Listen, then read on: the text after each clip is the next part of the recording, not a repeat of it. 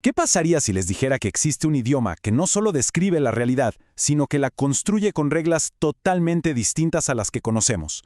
Bueno, hoy vamos a meternos de lleno en la estructura de una de las lenguas más antiguas y fascinantes de América, el aymara. Y lo vamos a hacer a través de su nueva gramática oficial, el Aymara Arub Taji. Y esta idea es clave para entender el aymara. No estamos hablando solo de un montón de palabras, para nada. Es una filosofía completa. Es una forma de ver el universo que está literalmente codificada en su propia estructura. Bien, este va a ser nuestro recorrido. Primero vamos a explorar cómo el idioma y la visión del mundo están conectados. Después vamos a escuchar sus sonidos y a entender su lógica para armar palabras, que es fascinante. Luego veremos cómo la gramática define la realidad y hasta la honestidad. Y para cerrar, hablaremos sobre qué se está haciendo para que esta lengua ancestral siga viva. Empecemos por el principio, por el corazón filosófico del asunto. Porque la gramática del aymara, sus reglas, no se pueden separar de su manera de entender el mundo. Algunos incluso la llaman una cultura cuántica.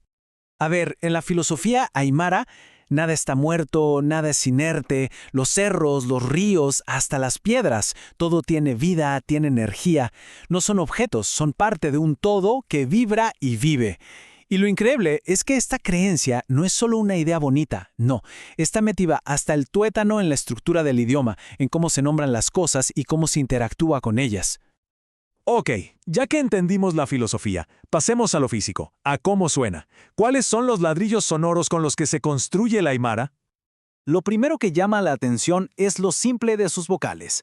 Mientras que en español tenemos 5 vocales bien marcadas, el aymara funciona con una base súper eficiente de solo 3 sonidos, A, I, U. Simple, claro, al punto.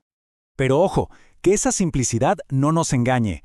El verdadero poder, la riqueza de sonidos del aymara, está en sus 26 consonantes. Y es aquí donde la precisión del lenguaje se vuelve, bueno, asombrosa, sobre todo con un tipo de sonido que se conoce como oclusivo. Y miren esta tabla, porque esto lo explica todo. Fíjense, la raíz es la misma, pero un cambio chiquitito, casi imperceptible para nosotros, en cómo se pronuncia la P, cambia por completo el significado.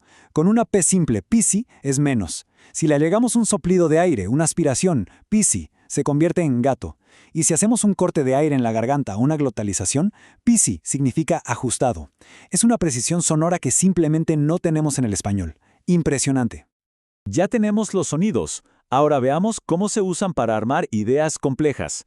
Y aquí es donde el aymara nos muestra su genialidad, casi como si fuera arquitectura.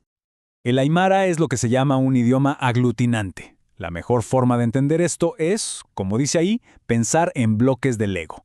Se tiene una palabra raíz, que es el bloque principal, y se le van pegando otros bloques más pequeños, los sufijos. Cada sufijo añade una capa de significado, y así, uno tras otro, se construye una idea súper compleja en una sola palabra.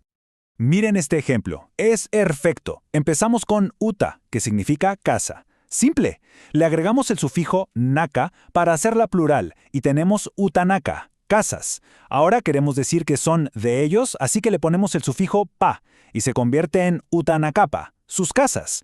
Y para rematar, le agregamos el sufijo wa, que es una afirmación, y listo, utanakapawa. Una sola palabra que es una oración entera. Son sus casas. Es una lógica impecable, ¿no?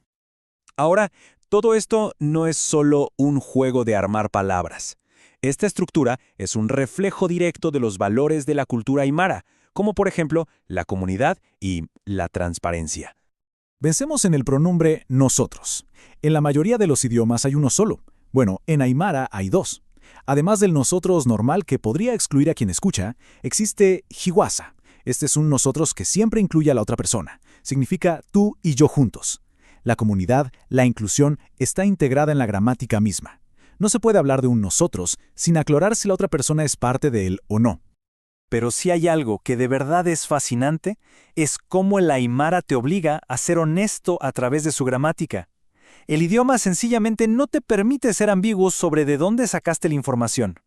Esto es clave. Al conjugar un verbo en pasado, es obligatorio usar un sufijo que aclare si lo que se cuenta es de primera mano, porque se vivió, o si es algo que se escuchó por ahí. Por ejemplo, el sufijo yata dice, esto lo sé porque yo lo viví.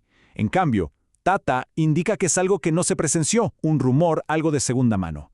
O sea, la transparencia no es una opción, es una regla gramatical.